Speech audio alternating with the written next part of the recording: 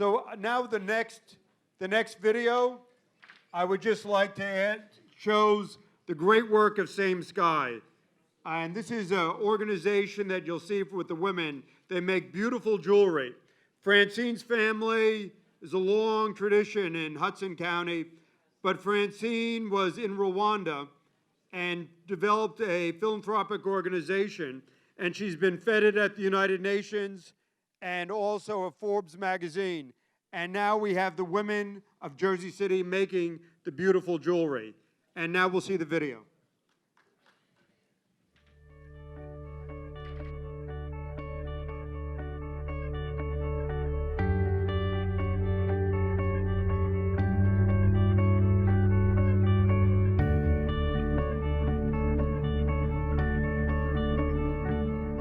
I feel like by me being the most excellent way and working for Same Sky, I'm elevating myself.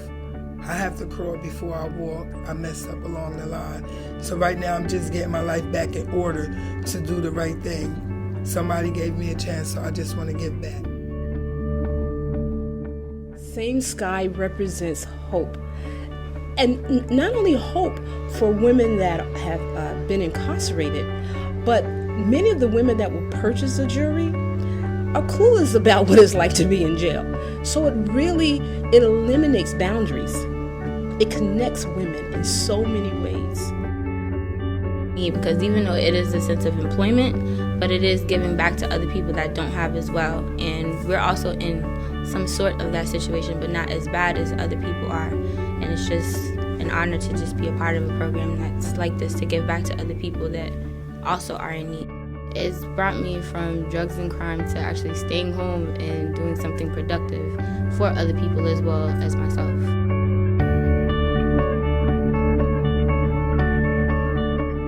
Because we all go through so many different things that sometimes we don't even have an opportunity to actually share, and we just have to bypass it.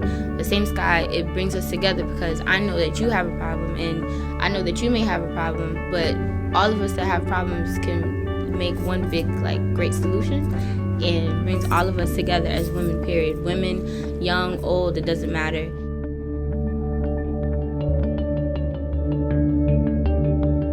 Well, my history were drugs. I became started to using the drugs to it end up using me. And it was at this point that I was desperate, but I just didn't know how to get out of the grip.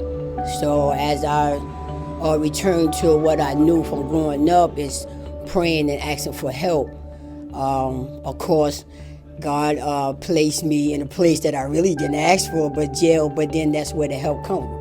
And I learned that you can't tell help how to help you. We all come together as we have a purpose or doing something that we are given from our heart, that we are willing to put our best foot forward and put in hard work just to be able to help and save another. It enhanced my recovery, it enhanced my life, it enhanced me being a woman, and it also enhanced me of being able and willing to serve someone else. I always thought that it would be a job, it would be a paycheck, but now it's actually, for some of the women, become a vocation. It's given them a sense of beauty in their own lives. It's given them a new identity. They're actually rewriting the narrative of their future.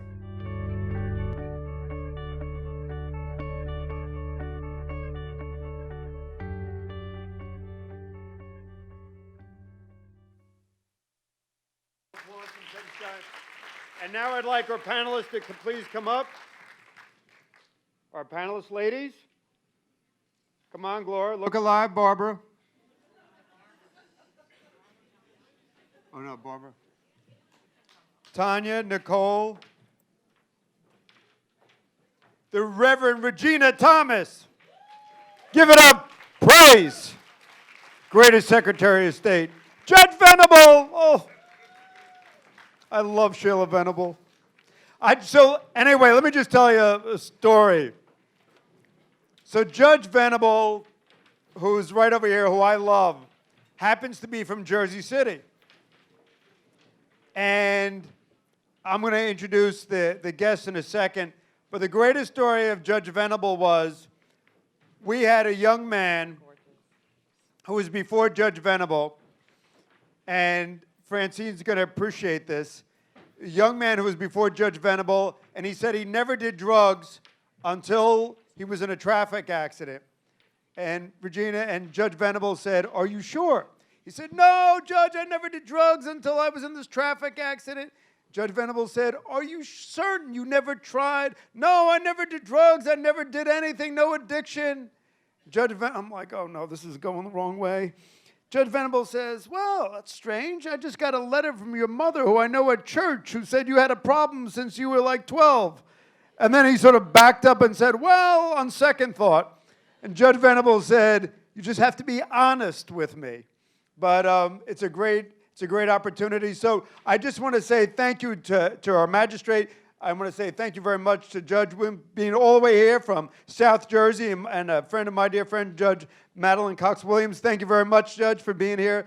Reverend Gloria Walton, who's my sister in arms and who runs the most excellent way. Judge Sheila Venable, who is a blessing on the judiciary in Hudson County, and we sang her praises earlier. The great Regena Thomas, who is blood, who is tremendous, who walks this walk, who had me walk the Underground Railroad in New Jersey through all sorts of crazy places.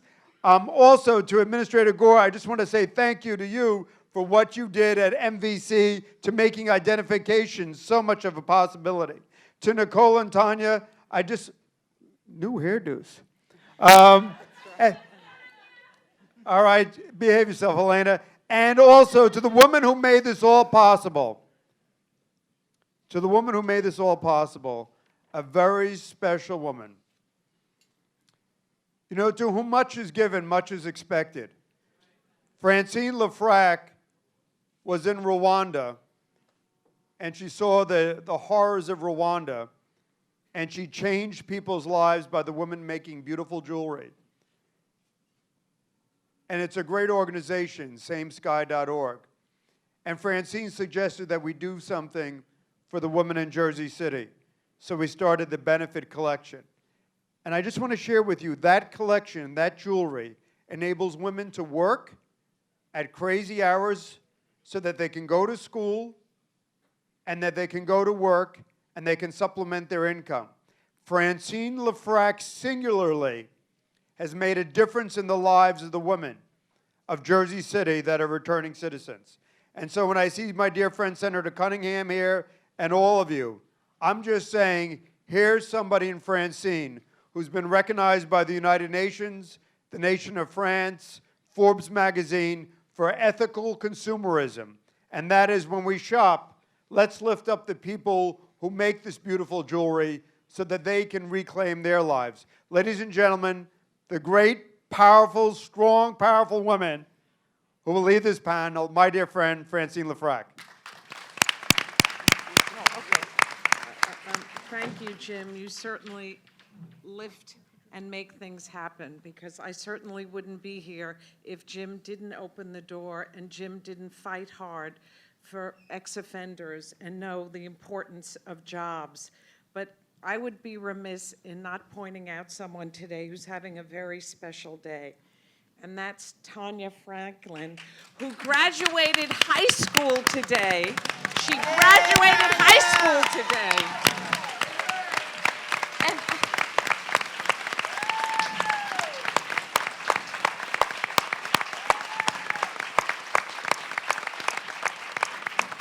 And Jim mentioned that I gave so much to the women of Jersey City. Well, let me tell you the truth. The women of Jersey City have given so much to me. And when I think of Tonya, Nicole, and Barbara in the audience, and Gloria, and the women that I work with, I get chills.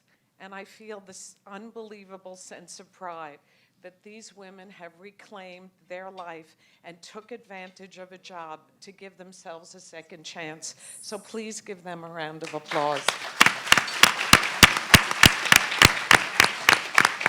Now, I'm going to start the panel with the fabulous Reverend Gloria Walton, who's a gift to Jersey City and a gift to America and a gift to rehabilitation and giving second chances. So, Gloria, Reverend Walton, tell us what's special about women that demands a new reentry focus.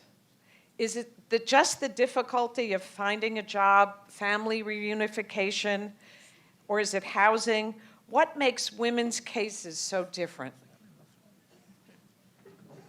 Well, all of the above. However, I house both men and women, and women particularly have a higher risk of mental illness, particularly depression, and that we see that in their clinical presentation and their therapeutic results. And that's when you really begin to see the gender differences. And so the mental health issues that we are learning actually should be primary in their assessments, and from there we're able to give them a proper placement. Housing is absolutely elementary to male and female, but for this panel, females, successful reentry. Thank you. I'm going now to Judge Venable, and thank you for the great work you do. Now, you've worked with many programs over the years and many different female clients. The criminal justice system focuses largely on men. Are there decisions and actions that judges can take to help women individually in an effort to help reunite their families? Well, there's different divisions. There's the criminal division, and there's also family. And a lot of times the family division is what tries to also reunite family members. I'll just say this story from the Bible, and one was, and I'll just paraphrase it, but a person who was robbed and hurt, and two people passed him and just let him lie there. But there was one person from Samaria, that's where we get the Good Samaritan, who not only took him to an inn, but also paid so that person would be able to be there to recover.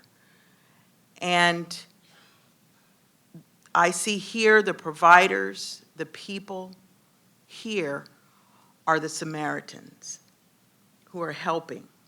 Now, when you talk about the judiciary, we have certain tools that we can utilize. I was a drug court judge for many years, as well as chair of the Drug Court Advisory Committee, Supreme Court Committee.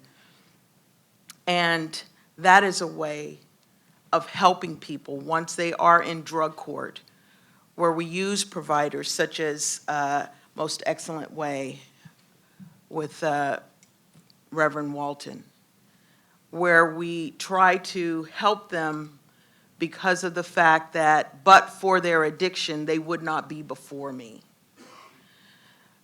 So that is a role. But as far as some of the things the judiciary we cannot do, but the things that we can do, at least for Hudson County, I know, and we have a wonderful drug court judge, Judge DeFazio, we try to help those who qualify for drug court. Those that do not qualify for drug court, we still have probation with some of the requirements that we can put in place to go to certain programs to help them. And once we help that individual, we then help the whole family. Absolutely. Thank you so much. Now, Pastor Regena Thomas, as a pastor and civil rights advocate and former Secretary of State, what's the most important challenge for reentry for women particularly? How can state government place a greater priority upon women in prison and reentry services? I want to first say that I want to thank Governor McGreevey for having this here today. I've talked to a lot of folk who've gone in and out, and of course, we want to put on point that we want one in South Jersey. And I'm going to make that statement when the governor comes in here. We want one of these in South Jersey. I'm here today representing the American Federation of Teachers, and I think one of the points behind sort of the women in reentry is a level of bias. And so we at the AFT want to work very closely with reentry organizations, because when we're dealing with women, we're dealing with children, you're dealing with spouses, you're dealing with the whole entire family. And so it's very important that we understand sort of the nuances of one being a woman and the impact that we as women have across the boards. And so I think one of the major hurdles that we have to deal with is that bias. Society is used to dealing with men in the system, but when it comes to us, that level of sensitivity, that level of depression, when a woman is no longer caring about herself and what she's going through, but what she's put her family through. And that is systemic, as I think Reverend Sharpton said. He can't replace his father. There's nothing he can do if his father's out of the house. Now, couple that if your mother is not there, if the very nurturing support system that you have in your life goes awry and children have to go with. And so I think what the faith community has to do is to assist the public as a whole in sort of doing what the Samaritan did. And we in the faith community cannot be judges. All too often, I think folk come to us and you assume that you already got to be there. We need those that are least and lost, and you should feel free to come into our doors, and we should allow you there. Yes. Thank you so much. I'm going to shift now to Tonya. Tonya, share with us your story.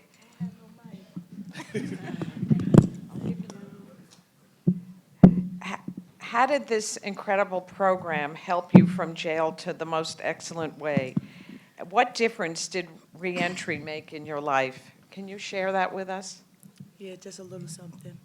Well, I came to reintegration, actually, most excellent way, about 3 years ago. And I'm actually still there, but I'll be moving out April 1st into my new apartment. Yes. Reintegration is a, well, most excellent way. Spiritual program. We have a lot of different things that we do there. We wake up and pray together as a family. And when we do same sky bracelets, we come together as in a table, and we kind of like sisters. You know, we share each other. We cry. We have different moments, and you know, we just there for one another. I don't like to talk too much. Wait a minute. Tell us a little about high school. Come on. Whew. That was a journey for me. A whole year in high school. I mean, actually, high school, switching classes in there with a lot of young ladies.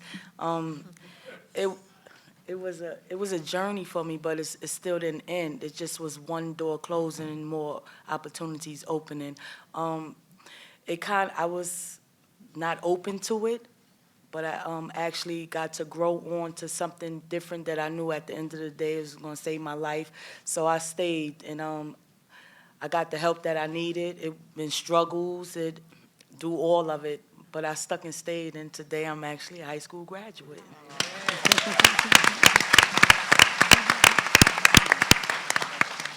Now, Judge Williams. Yes. How are you? I'm well, thanks. Women remain deeply attached to their children, whether in county jails or a federal prison. Are there electronic ways, for example, video Skype, to help maintain a connection between mothers and their children? How is the Camden Federal Court assisting women and their children to stay connected? All right, so apparently there's a little disconnect because I'm on this panel, Women in Reentry, because I'm a woman and I do reentry. We don't currently have any female participants in our program. But to speak to your question on what can the federal government do, what can we do as part of our court system, our federal government system and prisoners, to facilitate the relationship between families, women and their families, families in general. The invention of electronics and telecommunication, this is all very new. The only method currently in use for Skype, remote video conferencing, things like that, are for court appearances. But you raise a very interesting issue. Can we, will we, should we do these kinds of things? And it certainly sounds like something that's feasible. The technology's there. One of the things we talk about in our court quite often is getting to, we call them our participants, getting to our participants before being released from prison. And that would certainly seem like something that should be put in place prior to release to start working on that very important integral relationship to all of us prior to release. So it's something that I'm sure all the folks here are so involved in reentry will take up that cause. It's something that we know the technology is there. It's just a matter of, you know, whether Bureau of Prisons will allow such remote access to prisoners. How do you control it? Things of that nature. We know it's there. We use it for court appearances. This is also would be a good use and something I think we should explore. Thank you so much. Former Deputy Administrator Selika Gore. Not having a driver's license may be difficult for a man, but for a woman who's trying to secure an apartment for her and her children, not having a license or identification is almost certainly going to result in her living in a shelter. How can we improve services for women who are also trying to be responsible mothers? Before I started working at the Motor Vehicle Commission, I was a criminal and corporate defense attorney. And in that regard, it was clear at the lack of economic power that women had, and probably 99% of my clients were men. I fast forward to my years at the Motor Vehicle Commission in New Jersey and had an opportunity to work with Chairman Plosis and many members in Jersey City in the Fugitive Safe Surrender Program. Nelson Mandela had a saying that was, if you want to know about a country, you need to visit their jails. And what happens is there is a lack of hope, not that they're not going to get out, but the lack of opportunities and obstacles when they do get out is what continues to perpetuate this hopelessness while incarcerated. For women particularly, if you don't have an identification, just like a man, you're not going to have an opportunity to get a job, have a difficult time leasing an apartment. The things that we take for granted on a day-to-day basis. Can't get a bank account without an ID. But especially for a woman who has children, the opportunity sometimes to even enter the building that your children go to school in. The opportunity to prove residence so your children can attend the school district that you do live in. These are unique situations that women face. And one of the things that I think I'm probably most proud of in terms of my tenure here in New Jersey was the work that we did with Martin's Place and to create a nexus from the Motor Vehicle Commission and this wonderful organization to provide people with an opportunity to gain their ID and to get a license. Far too often, thank you. Far too often you're released, but there are additional impediments to your getting an ID based on non-motor vehicle acts that have occurred in your past. Those are legal decisions that are far beyond my ability to change, but your your opportunity to get an ID or a driver's license should not be tenured to something that has nothing to do with your ability to prove who you are or an action that you've taken while driving. And until we start to correct that, not just here in New Jersey, but across the nation, we're going to continue to put people behind the 8 ball when they're released because they won't have the opportunity to have an ID or to have a driver's license. Thank you. That's really great.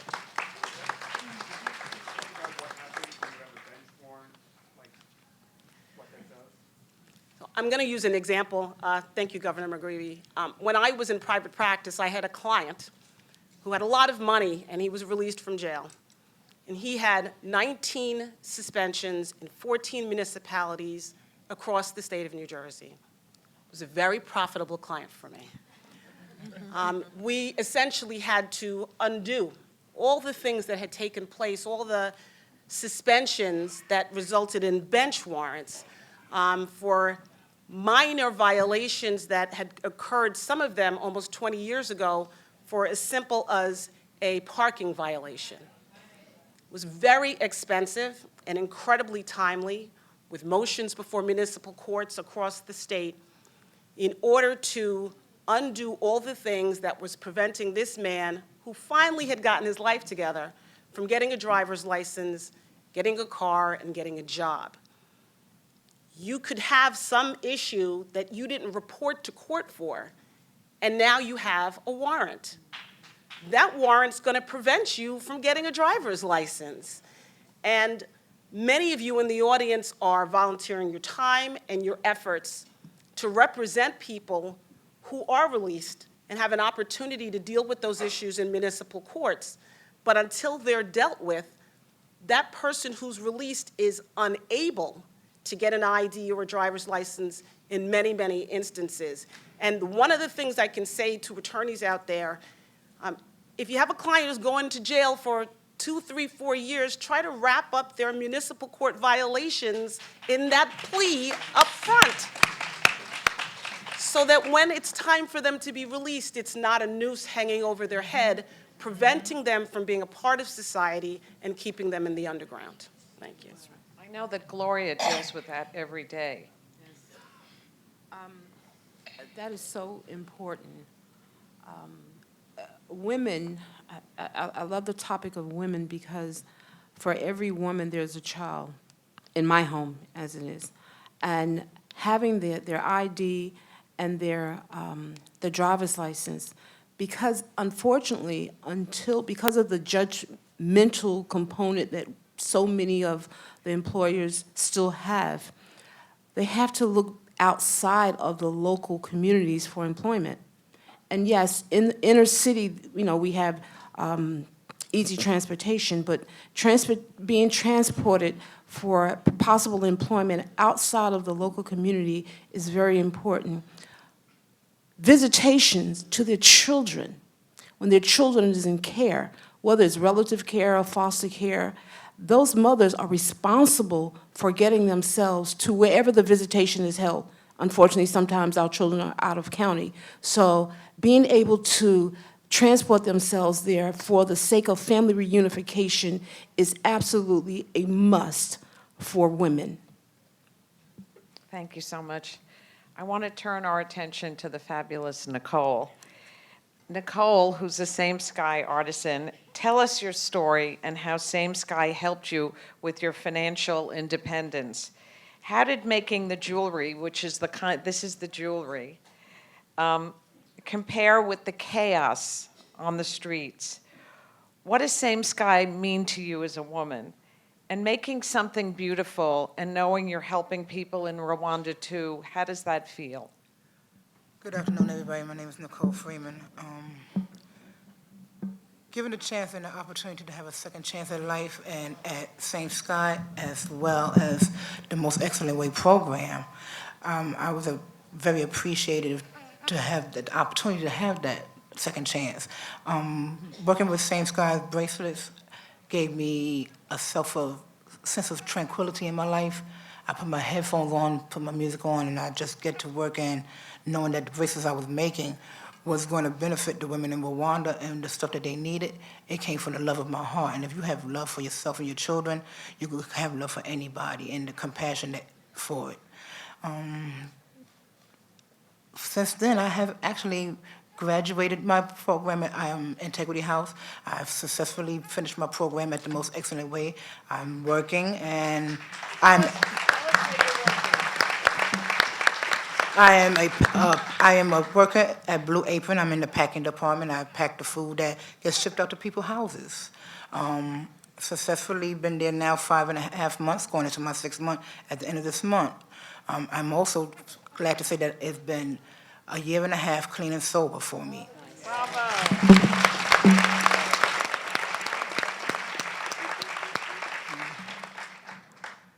Every day that I think about that, every time that I got my beads together and my strings together, I thought about my children as well as the women in Rwanda and the children that they have. Given the opportunity to think that I'm making these bracelets for these women and the money that I'm going to receive, if the money wasn't going to me, I have 2 children. My money was going to my boys. Mommy, I need this. Mommy, I need that. I'm always going to do a motherly duty. So being that I'm doing something for love for somebody else, it's also showing that the love is coming back to me and it's going to my children. Which I'm happy to say that my 2 children are very happy that I'm home. My son is becoming a minister, and my other son, he's going to the 2nd grade as of this year. And this is my reunification time. I have joint custody of my children as a result of this, but it still gives me the opportunity to have that connection that I lost for those 9 months that I was 5.5 months incarcerated and the other 5.5 months on the bracelet, going back and forth with my trial and everything.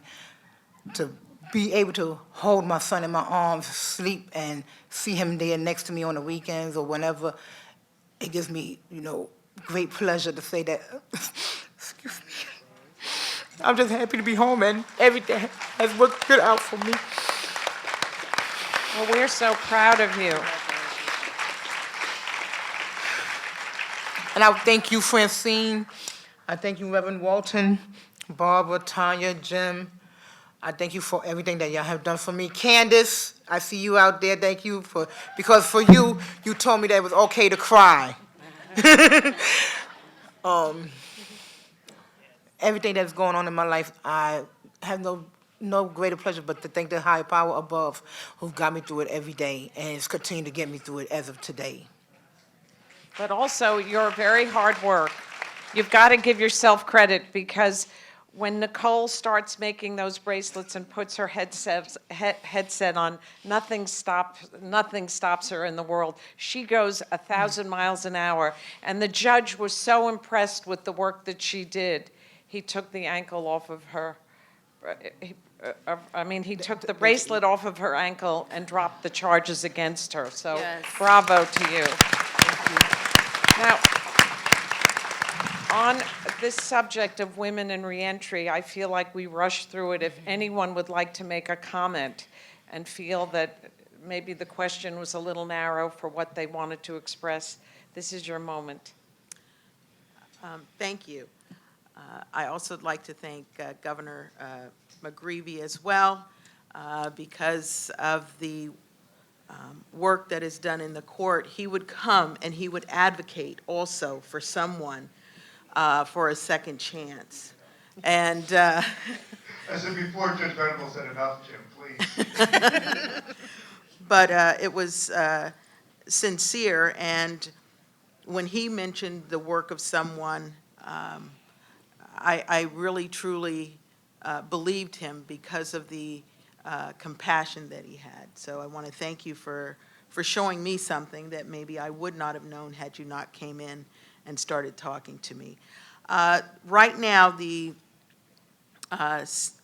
governor has signed into bill, which will become effective January 1st, is the criminal justice reform. And this will have a major impact on women as well as men. And our system now is a monetary, the ability to pay. And there are some people who have the ability to pay, but they really should not be out on bail. And there's a majority of people who are incarcerated on bail and they can't make it. So now New Jersey is changing based on research as well as other states, and it is now becoming a resource. It's not going to be resource-based monetary. It's going to be risk assessment.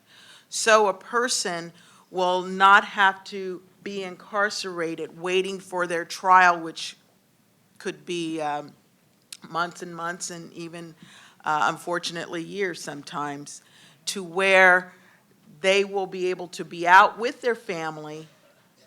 And the criteria is if they're not a danger to the society and that they will appear in court.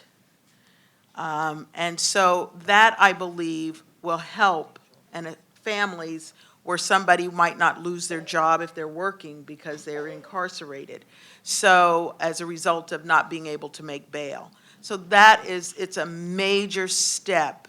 That, I think, is one of, and it's a collaboration between all three branches of government. And when all three branches work together, this is what happens. And the same thing with drug court. The same, and drug court now is almost like, it's a norm now, where before it wasn't, where people were like, no, we're gonna let these people out who have committed some like burglary or whatever, but they would not have done that had it not been for their addiction. But now people see that these are people and they have a problem, a substance abuse problem. But when that is corrected, when that is dealt with, it's almost like saying, welcome home, welcome back, because they are just like everyone else. They love their families, but yet for this problem. So I commend everyone, and I remember when, and I'm gonna be short, Reverend Walton came and visited me, and before there was even excellent, most excellent way, and where she had a desire and a heart to do what she is now doing. That says something. And we all here, the best that we can do, whatever it may be, to be that Samaritan, that good Samaritan. Even if you help one person, I say you don't help just one. You may be helping a generation. So that's all I have to say, and I thank you again. Thank you. I'm sorry. I'll be just as brief, but thank you, Judge Venable. A gentleman made reference earlier to the abatements that developers receive. I'm sure that that's not just for Hudson County, but there is a desperate need for permanent housing. We're banning the box. Then the gentleman made reference to, even on the housing applications, it is difficult. Our women complete their sentence. They are free. We go through exercises of forgiveness. It is time that landlords find that element of forgiveness as well and give people, free them. And the Bible he told Pharaoh to let my people go. It is time that we let the women and the men as well, after they complete their sentence, give them the opportunity to live, that they may be reunified with their children. If we don't change how we house our returning citizens, then we are beckoning for repeat offenders.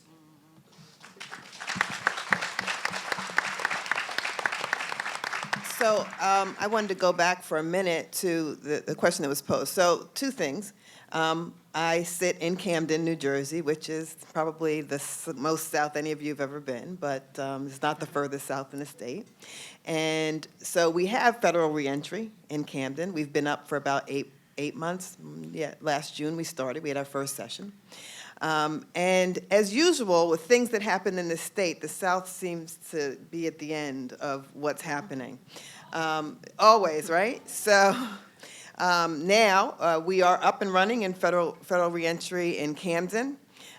We do not have any female participants, and so I'm going to segue into one of the issues that is relevant to the reentry and for women like this panel who deal with reentry and deal with male participants. And yet, part of a successful reentry program is the members of the team connecting with the participants in the program. And so oftentimes the roles we play are tremendous and varying. Sometimes I feel as though I'm mothering someone. Sometimes I feel like, I'm the girlfriend because you need to get right in your relationship. This is how you do it. And, you're counseling on any and every level, how to be a better father. Now, how am I expressing that? And I loved Reverend Sharpton's comment about how the impact of not having a father present in the home impacted them. A lot of our participants, if not all of them right now, have that situation. And so as a woman in reentry, a woman I run a reentry court in Camden with Judge Hillman, which I'm thankful for, because there are issues that are particular to men that men need to address, even in the reentry court program, even as a judge in reentry. But what we're anticipating, yes, we will have female participants. We will, and that those participants will come in. And we have a reentry team that's phenomenal. We're across the street from Rutgers Camden. So we have Rutgers Law Clinic, we have Rutgers Social Services, we have Rutgers Dean, Assistant Deans. All of these resources available to our reentry program, which will continue to be available. The interesting thing, though, is most of our team members are also women. And so it seems as though women have taken up this cause, no matter who the participant is, but women have taken up this cause and are moving forward, striving forward, and looking forward to returning citizens, as we heard Mr. Walton speak today. Thank you. Thank you. I do want to say one thing. With Reverend Gloria's program and the help that she offers with the court, with the shame, with the drug addiction, with the prayer, and with Same Sky, which is offering a job. So while they're in the program, they're actually earning money. We have, and I'm so proud to say it, a 0 recidivism rate when the average is 75% recidivism. So it completely makes sense because we have a 0 recidivism rate. So I encourage you with some of the women offenders to really try this kind of complete type program and to help them get a job too at the same time while they're going through reentry, because it makes a whole world of difference. So thank you very much. And I want to reiterate again the role that I think that one American Federation of Teachers in particular, but more so labor. I know on next week, members of AFL-CIO, led by Secretary Treasurer Loretta from AFT, is going to Washington State to a women prison where a union trained those while they're in prison, provided job opportunities, and immediately upon them being released, they move into a labor job. We know that when you have not just a job, but when you have a labor job, that you make 54% greater than women who do not have a job. And so I encourage us to seek those of us in labor who are working on this issue in our prison reentry program, and in particularly making sure that the emphasis on AFT, representing K through 12 and wraparound services, are included. Thank you very much. I do want to ask if Barbara would like to say something. Jim set me up. Hi, my name is Barbara, and I'm at Most Excellent Way still, and I run the house there. I make the bracelets for Same Sky. I'm still making the bracelets, and Jim wanted me to speak about the kiosk we opened up in Newport Mall. And what I got from that was, it was tremendous. It was wonderful. He wanted me to talk about how I was security, how I make the bracelets, and I do that as well. But anyway, what I wanted to say was I talk the video every other day. I enjoy making the braces. I do it from the heart. And back some time ago, the purpose of me speaking about the kiosks is because I made a bad decision in my life. I've done some things, and I paid the price for that. So with me opening up the Newport Mall, that was a big change for me because, like I said, I made some mistakes. But by me opening up the kiosk machine and the work and stuff that I'm doing, I'm giving back to society. So I feel good about that. I'm going to school now for my CADC. I graduated all my programs. I completed probation. And if it wasn't for Ms. Gloria Walton accepting me in her program as well as in her house, I learned a lot from her. I'm still learning a lot from her. I'm a mentor. And I give it all to her. And I also thank Francine LeFrak, of course, Jim McGreevy. I completed Sheila most excellent way. And I'm just happy to keep on, I'm happy about keeping on climbing the ladder. I'm still trying to elevate myself to the next level. And that's why I'm saying I'm going to school for my CADC. I thank you all. Thank you, Jim. I just want to acknowledge Mark one more time from Koch Industries. These are 3 amazing employees that have given second chances. They are such hard workers, and really, corporate America would be lucky to have any one of them. So thank you, Gloria Walton, and thank all of you on this panel, and of course, thank Jim McGreevy for making this happen. Can we ask if there's any, we have about 5 minutes, can we just ask if there's any questions from the audience? We've got time for like, oh Lord. We've got more response. Women, as what Regena said.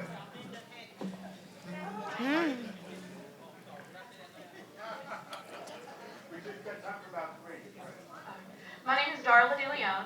My husband and I have a company called Steer Straight. We bring successfully acclimated ex-offenders into our schools, our churches, our halfway houses, our detention centers, all our programs across the whole country to talk to kids about this very thing, about not doing what we did to get us locked up. I'm in recovery. I'm also a successfully acclimated ex-offender. You asked a question to the lady on the end about how people can Skype. There's a lady in Virginia who has a program called the Messages Project that she's been trying to get into New Jersey for years, where they can videotape messages to their children.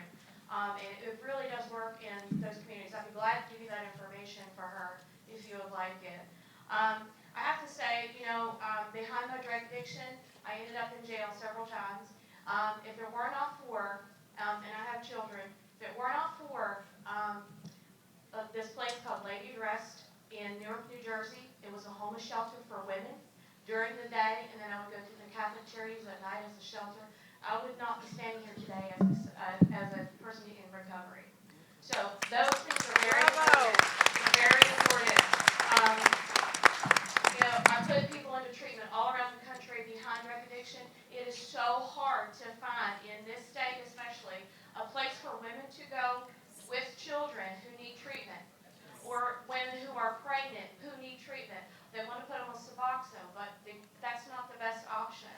So we need more, for the women in this room, we need more resources for women to help us. Yes. We really need that. Women are, a lot of times, women are the most affected by the choices and decisions that people around them make that we're not talking about enough. My husband spent 12 years behind a wall and 3 years in a halfway house, and I was out there struggling by myself for a really long time, making peanuts because I had to support myself and my children. But I did it, and so can everybody else. Amen. Did anybody want to respond to that? Well, Selika, you want to respond to anything? Well, I'll respond. Go ahead, Jeff. That she demonstrated that it can be done and why it is so important that everyone here does their part to the best of their ability. You are a living example. You are a cover for which we can use to show that it works, that you can be a member of society the way you want to be, and that you are helping others. I mean, the fact that you are here says a lot. So thank you. Thank you, Judge. Micah? My name is Micah Khan, Director of the Nehemiah Group. I'm also a business owner. Question to the returning young ladies and to the judges. How was the process from when you did return home to be able to reintegrate back with your children? A lot of people here earlier talked about, the separation of the offender from the child while incarcerated, but they don't talk about post-release, how they have to go before the same courthouse, file motions. It's very intimidating going before, judges. Last time you were in this courthouse, you were walked out the back door and served several years and didn't see your family. So what is that process like, and are there any barriers there towards that process? And for the judges, how can it be easier once an individual has been able to pay their debts to society? How can now that individual not have to be looked at as an offender just trying to see their children? Because when they come home and they're given a parenting schedule, which is more like a visitation schedule because you're offered every other weekend, 4 days a month, 48 days a year, but you really can't be an effective parent. So to put the emphasis on co-parenting, how can the judicial system play a part in putting together a more equal parenting schedule so it's easier for young ladies and fathers to be able to come back and be in their children's lives and stop that revolving door? Thanks, Micah. Well, Oh, Lord. So from the judicial perspective, two things we do in our court in terms of facilitating the relationship between parent and child. I'll start with first. We invite our participants to bring their children with them to court, which we meet every other Tuesday. And we do special things. And Judge Arleo, who the governor spoke of earlier, is my counterpart in Newark. She makes sure to have things in court to entertain the children of the participants who are there. So we make court welcoming to the children of the participant if the participant chooses to bring the kids. The second part of your question was being back in the courtroom, having been a negative experience, how do we make it positive? We deal with that head on, up front, first day. And we do the initiation into the program by saying, we know the last time you were here, it was a very negative experience. We're dedicated to making this a positive experience. This is when you, the court, the judicial system, and all the components of the judicial system makes your life positive. You're going to learn to be in a courtroom and be before a judge in a positive way, much different from the last time you were here. So we deal with both of those issues up front as soon as the participants join. Okay, I was a family court judge, and I think that is mostly what you were referring to. And judges in family court, I'm no longer, but the main thing was, what is the best interest of the child? And that usually dictates what, and it might take some time for the judge to see that the best interest of the child is no longer once every other week, once a month. Maybe it's now best for custody, full custody, or joint custody, whatever it is. But that's the main thing. But is it work? Yes, it is. Is your child worth it? Yes, it is. So whatever it is, you will do what you need to do to make that reunification. And when the judge sees that, that's what will dictate his or her decision. I would like to answer that question as a mother who has just gone through this. Coming home, I have visitation rights every week. Had to go up to the DCPP building to Child Protective Services and have visitations with my son. His father didn't want to bring him to visit me in the county because he knew the effect that it would have on my child and that it would have on me. And the first day that we did finally get a chance to see each other, we cried the whole 2 hours that we were there because it was a mother and a child's bond that had been separated for 5.5 months for something negligence and not being in my actions that I should have been in. It was the happiest moment of my life, getting to hold my child and getting to wipe his tears off his face and him wiping the tears off my face and saying, Mama, I love you and I'm glad you're home. When am I going to come live with you again? It took time, but completing everything that I had to complete, getting off the bracelet and going to work.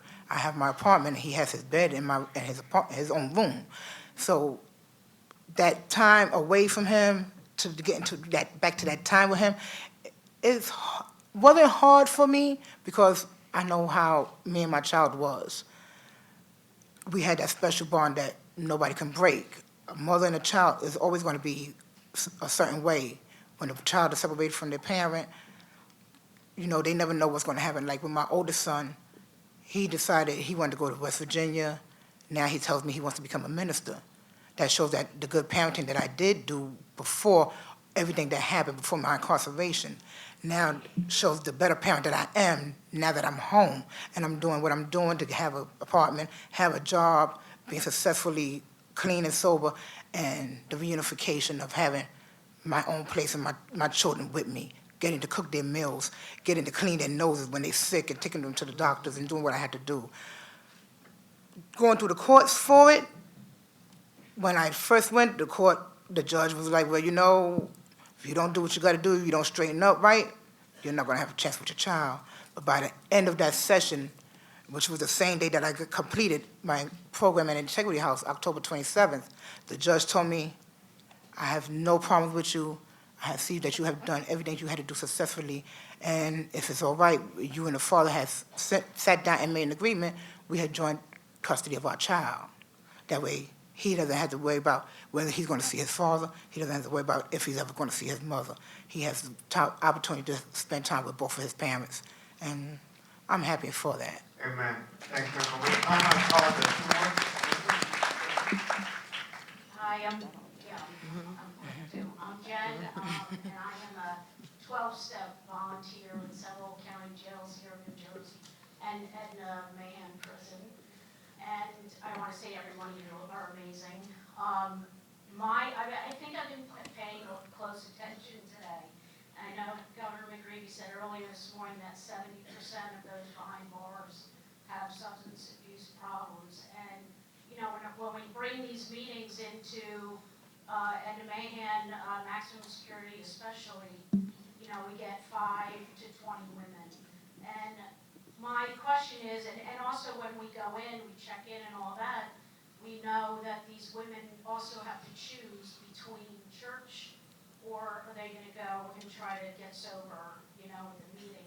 And so my question is where are the partnerships with these jails and the state prisons to help facilitate a lot of this, you know, giving hope to these women who are probably going to spend quite a few more years behind bars, but it has to start somewhere. And the other thing is that getting hope back into those facilities, there's women and men that cannot go in because of their records.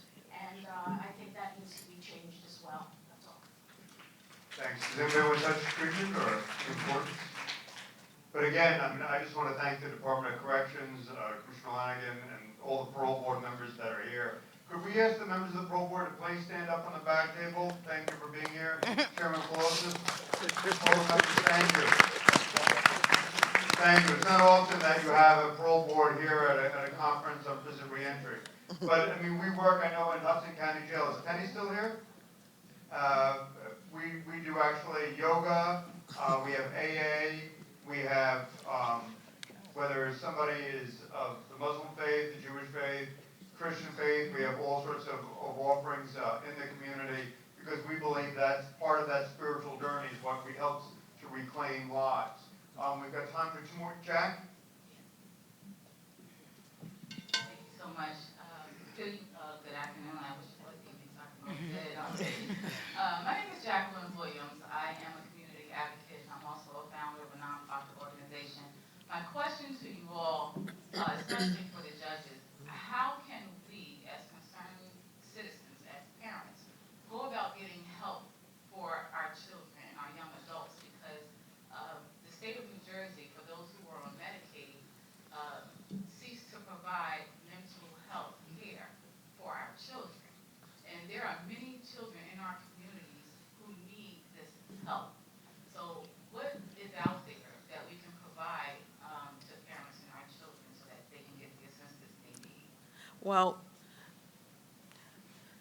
this is the judiciary. So usually there is a reason for a person coming before the court. Now, the way that the court does it is if there is a person who has committed, let's say criminal, has committed an offense, and they have mental issues, then we, through various agencies like the Jersey City Medical Center here, or Ann Klein, to try to provide those types of services for a person if we're going to sentence them, let's say, for probation, and they need that mental health component. But that is the extent of the judiciary of what we can do. But I think you're asking for something even larger of not regarding the criminal justice system. You're talking about every. Well, but then we also, just to jump in, I'm sorry, we also have the ability now to register every returning person with the American Affordable Care Act, and so that they can access both mental health treatment and medical care, and through that also register their children. And I know that we do that, as Judge Venable said, with the Jersey City Medical Center and local federally qualified healthcare center. So that's possible. I mean, I think that's a very significant change in federal healthcare law. That is. That's so powerful. Joanne, 30 seconds. My question is for Ms. LeFrak. I'm a Jersey City resident for 16 years and a former small business owner. Are there grants available? How can we, people in the community, create jobs and do similar things to what you're doing at Same Sky? Yeah, I think it's a wonderful question, and we've been struggling with us, and we do want to create grants for people now. We want innovative solutions. We want to be able to work in the transitional homes. We want to get there early. So we're looking for very innovative solutions that we want to support. So hopefully you'll come up with some really innovative ones. And I just want to pick up on that question because Ms. LeFrak, Francine, has supported microloans for women that are ex-offenders that are returning.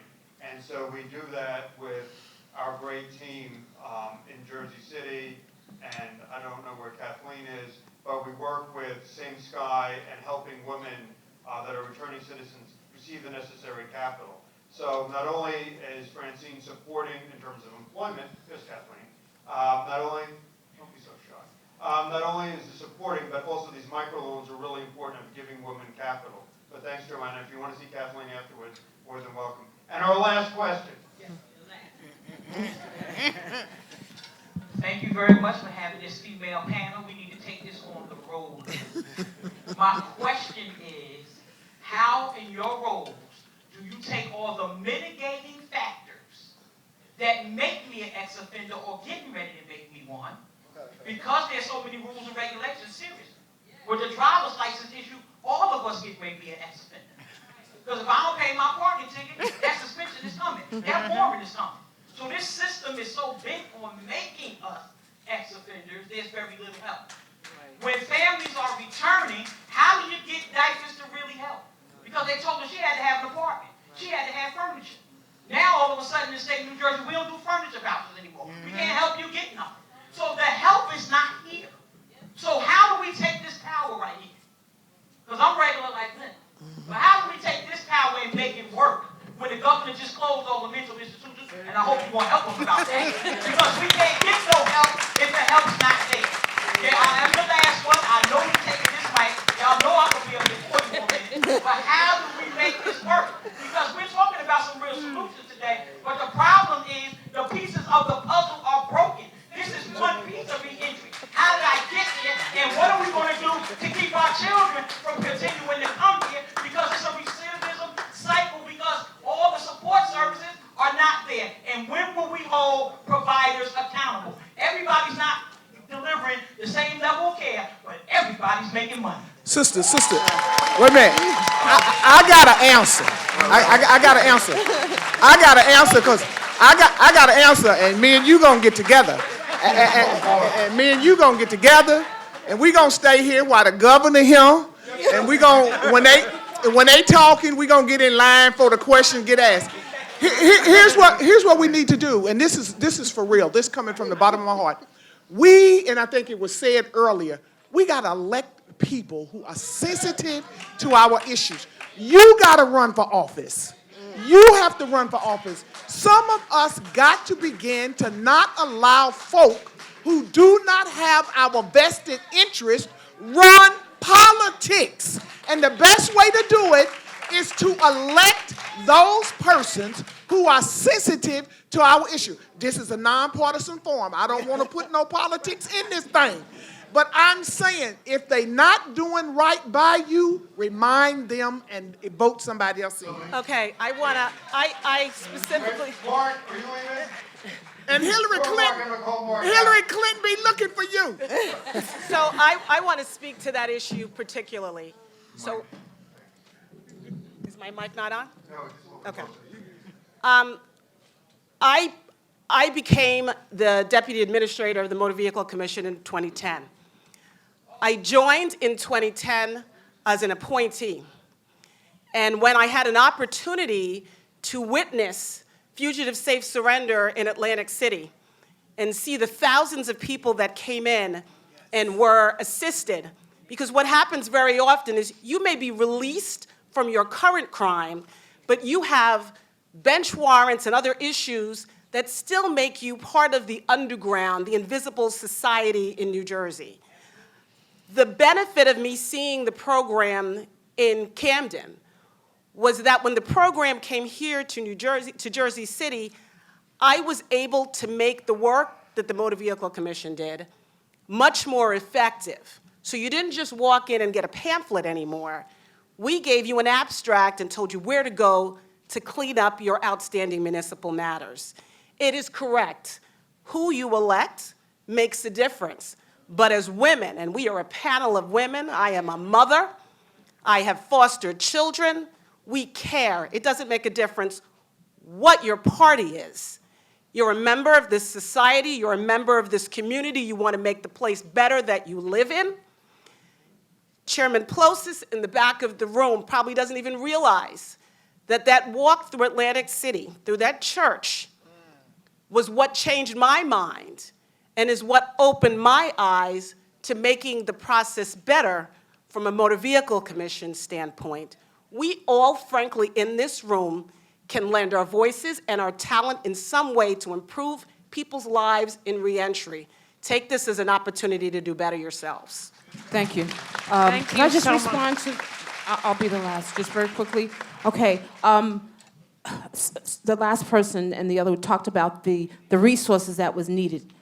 Just very quickly, Jim. I have taken I retired from the New Jersey State of Child Protection Services, DIFAS, okay? I've taken 6 years out of my life to live with the women. And the reason being is that we are empowering women to make a difference and to change what needs to be done for women.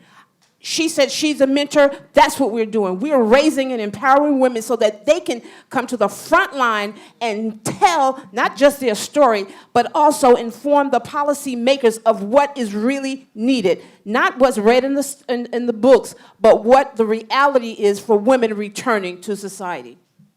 I just want everyone to give a round of applause to these amazing women. Reverend Walton, Judge Venable, Pastor Regena Thomas, Judge Williams, Nicole, former Deputy Administrator Selika Gore, and Tonya. Thank you so much for coming. They deserve our standing ovation. Thank you. Glad to see y'all. I'm so glad to be with y'all, Judge. All right, now, just on the question of the driver's license, because it was raised, and then we're going to hear from Tom Riegel, who's the focus of the last film. But John, if you could just touch base a little bit about what we're doing with MVC. And again, I just want to thank Chairman Pelosi and the Parole Board. I want to thank the Governor as well as MVC. John, can you just talk a little bit about what we do with the abstracts at the New Jersey Reentry Corporation? Yes, thank you. And thanks to Chief Martinez of the MVC and Selika Gore. What we did is we realized that a main barrier were these driver's license issues. And the problem was people often couldn't even identify what their issues were.